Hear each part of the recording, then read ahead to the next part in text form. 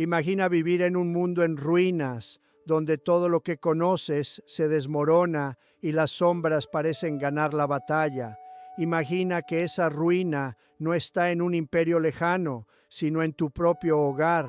Esta es la historia de cómo la fe en un santo antiguo, un hombre que escapó del ruido para encontrar a Dios, se convirtió en el faro que disipó la más profunda oscuridad.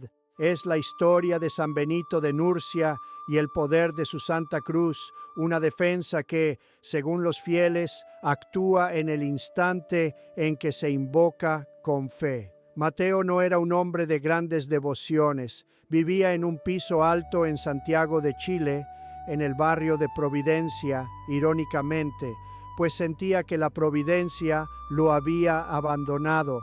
Era un arquitecto de renombre, un hombre que creía en los planos, en la lógica de las estructuras y en la solidez del hormigón. Su esposa, Clara, era maestra de música, una mujer cuya fe, antes vibrante, se había vuelto un murmullo triste. La ruina de su mundo tenía un nombre: Nicolás, su hijo de 17 años. Todo había comenzado hacía un año. Nicolás, antes un joven brillante y alegre, se había sumergido en un silencio denso. Dejó el equipo de fútbol, sus notas cayeron en picada y sus amigos desaparecieron. Mateo y Clara lo atribuyeron a la adolescencia, a la angustia moderna, pero la oscuridad que se instaló en Nicolás era diferente. No era tristeza, era hostilidad. Empezó a encerrarse en su habitación, jugando a juegos en línea con desconocidos que parecían consumir su alma. Pronto, el ambiente de la casa cambió. Clara decía que la casa se sentía fría, los objetos desaparecían y reaparecían en lugares extraños. Por la noche se oían susurros guturales desde la habitación de Nicolás, aunque él juraba que estaba dormido. Mateo, el hombre de la lógica, instaló cámaras. Las cámaras solo mostraban estática durante esos episodios. La ciencia, la psicología, la medicina, todo fallaba. Los terapeutas estaban perplejos. Nicolás no era un paciente, era un campo de batalla. Una noche, Mateo encontró a Clara dormida en el sofá, agotada de llorar, con un rosario apretado en la mano. Sobre la mesa de café, junto a las facturas médicas, había un libro delgado, La vida de San Benito. Mateo lo tomó escéptico, lo abrió por una página marcada.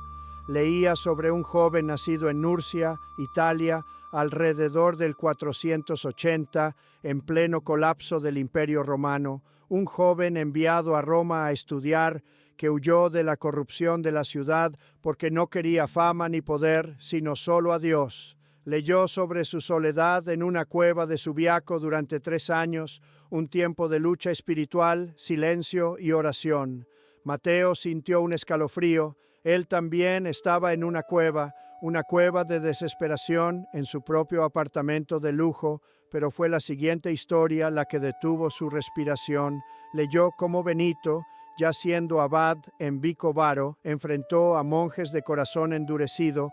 Estos monjes, resentidos por su disciplina, decidieron matarlo. Le sirvieron una copa de vino envenenado. Mateo vio el paralelo al instante. Su hijo estaba bebiendo un veneno espiritual cada día.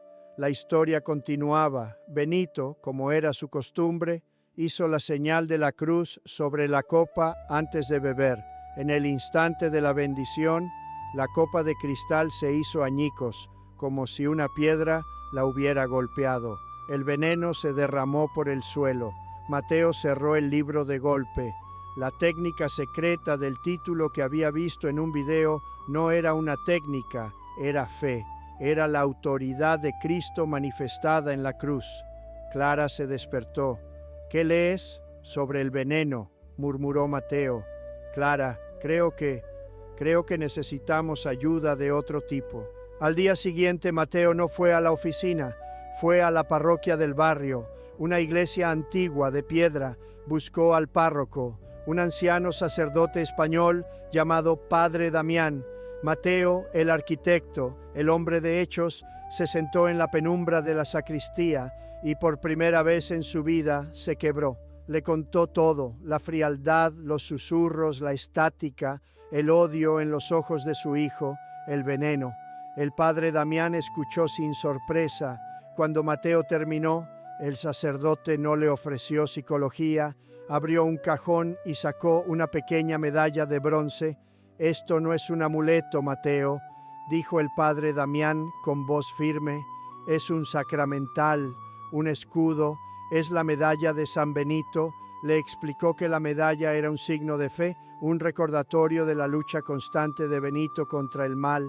Le mostró las letras en el reverso, las iniciales de un poderoso exorcismo en latín: CSPB, Cruz del Santo Padre Benito; CSSML, que la Santa Cruz sea mi luz; NDSMD, que el demonio no sea mi guía, y luego las palabras que resonarían en el alma de Mateo: BRS, apártate, Satanás; NSMIV, no me sugieras cosas vanas; SMQL, lo que ofreces es malo; IVB, bebe tú mismo tu veneno, bebe tú mismo tu veneno. Las mismas palabras del milagro de la copa rota. «¿Qué debo hacer?», preguntó Mateo, su voz temblando. «Primero debes confesarte, Mateo, debes estar en gracia, luego ve a tu casa y reza. No grites, no pelees, simplemente reza con la autoridad de un padre que ama a su hijo y con la fe de la Iglesia. Pide la intercesión de San Benito. El mal odia la humildad y la obediencia». Mateo se confesó por primera vez en 20 años. Fue un derrumbe de muros, una demolición de su orgullo. Salió de la iglesia sintiéndose ligero, pero armado. Llevaba la medalla en el bolsillo, pero ahora también llevaba la gracia en el alma. Esa noche la tormenta estalló. Nicolás estaba más allá de la razón. Gritaba a su madre, sus palabras llenas de un odio que no era suyo. Hablaba de ellos, de que no lo dejarían ir. Mateo y Clara entraron en la habitación. Estaba helada, aunque era verano. Nicolás estaba en un rincón, sus ojos dilatados, una mueca de desprecio en su rostro. «¡Salgan!», gritó. «¡Me odian! ¡Todos me odian!». Clara comenzó a rezar el Ave María, su voz rota por el llanto. Mateo se paró en el umbral. El miedo era una cosa física, una presión en el pecho que le impedía respirar. Vio la ruina de su familia, vio la copa envenenada frente a él. Recordó las palabras del padre Damián: «No pelees, reza con autoridad». Sacó la medalla de San Benito, no la lanzó, no la usó como un arma de ataque, simplemente la sostuvo en alto, sus dedos temblando sobre el bronce. «Nicolás», dijo, su voz sorprendentemente firme, «te amamos, y esta casa es de Cristo». La cosa en los ojos de Nicolás se burló. «¡Estúpidos!». Mateo respiró hondo, recordó la técnica secreta, el minuto de la fe. «En el nombre de Jesucristo», comenzó Mateo, y por la intercesión de San Benito, «Crux sacra sit mihi lux». El joven se tapó los oídos. «Cállate, non draco sit mihi dux», que el demonio no sea mi guía. «Va de retro, Satana, apártate, Satanás». Mateo dio un paso adelante. No estaba gritando, pero cada palabra golpeaba el aire. «Nunquam suade mihi vana», no me sugieras cosas vanas. Nicolás retrocedió tropezando con su silla. «Sunt malaquae libas», lo que ofreces es malo. Y entonces Mateo, mirando la oscuridad que envolvía a su hijo, pronunció la sentencia final, la misma que había salvado a Benito del veneno: «Ipse venena vivas», bebe tú mismo tu veneno. En el instante en que pronunció la última palabra, un grito ensordecedor llenó la habitación. No vino de Nicolás, parecía venir del aire mismo. Todas las luces del apartamento explotaron a la vez, sumiéndolos en la oscuridad.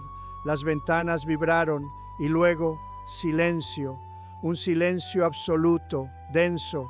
Mateo, con el corazón en la garganta, buscó a tientas el interruptor de su teléfono. La linterna iluminó la escena. Clara estaba arrodillada, rezando en silencio, Y en el rincón Nicolás se había desplomado, estaba llorando, pero no era el llanto de la rabia, era el llanto agotado de un niño perdido. «Papá», susurró su voz débil. «Papá, hace mucho frío, tengo miedo». Mateo corrió hacia él, lo abrazó y lo levantó. El calor regresó a la habitación. Clara se unió al abrazo. Por primera vez en un año sostenían a su hijo, no al campo de batalla. El veneno había sido expulsado, la copa se había roto, el camino de regreso no fue instantáneo.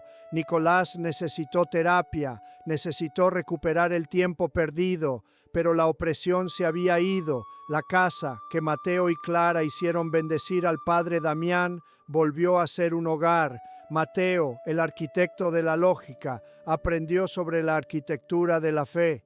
Descubrió que San Benito no solo vencía al mal, sino que construía civilizaciones. Su mayor legado no fue solo la medalla, sino la regla. Ora et labora, reza y trabaja. Benito había enseñado a los hombres a orar, a trabajar la tierra, a vivir en humildad, silencio y obediencia. Había reconstruido una sociedad en ruinas. Mateo comprendió que su familia también había estado en ruinas. Comprendió que el minuto de la oración no era un truco rápido. Era el momento decisivo en que un alma en estado de gracia empuñaba la cruz de Cristo contra un mal que ya había sido vencido en el Calvario. La técnica secreta era simplemente la fe pura de la Iglesia. Hoy Mateo sigue siendo arquitecto, pero su mayor proyecto es su familia. Él y Clara ayudan en la parroquia, dirigiendo grupos de oración para familias en crisis espiritual. En la entrada de su casa, sobre el marco de la puerta, hay una pequeña medalla de San Benito. No es un amuleto, es un recordatorio, es un signo de obediencia, un faro de paz y un testimonio de que, incluso cuando el mundo se desmorona, un hombre que escapó del ruido hace siglos sigue enseñándonos cómo construir sobre la única roca sólida. Nos enseña que no hay veneno tan potente que la señal de la cruz no pueda hacer añicos, que la Santa Cruz sea nuestra luz.